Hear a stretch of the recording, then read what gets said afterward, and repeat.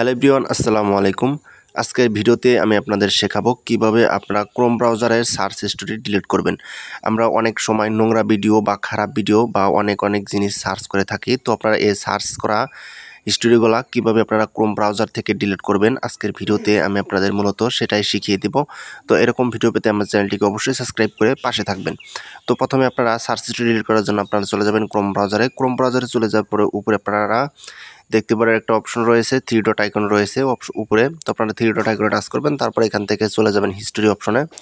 তো আপনারা হিস্টোরি অপশনে চলে যাবেন। তো হিস্টোরি অপশনে চলে যাওয়ার পরে এখানে কিন্তু আপনারা যতগুলা নোংরা ভিডিও বা খারাপ ভিডিও অনেক ধরনের জিনিস সার্চ করেছেন এখানে কিন্তু রয়ে গেছে। তো আপনারা উপরে দেখতে পাবেন ডিলেট ব্রাউজিং ডাটা, ওখানে একটা টাচ করবেন। তারপরে এখানে দেখতে পারবেন অনেকগুলো অপশন রয়েছে। তো আপনারা এখান থেকে দেখতে পারবেন অল টাইম। তো আপনারা এখান থেকে অবশ্যই অল টাইম করে দেবেন টাইম রেঞ্জে গিয়ে। তারপরে এখানে দেখতে পারবেন নিচে রয়েছে সাইট সেটিং। তো আপনারা এগুলো কিন্তু ডিলিট করতে পারেন। তো আমরা এগুলোর দরকার নেই। তো নিচে দেখতে পারবেন ডিলেট অপশন রয়েছে, ডিলেট সাইট। তো আপনারা এখানে টাচ করে তারপরে এখানে একটা এরকম টাচ দেখতে পারবেন। তারপর এখান থেকে ডিলিট অপশনে টাচ করবেন।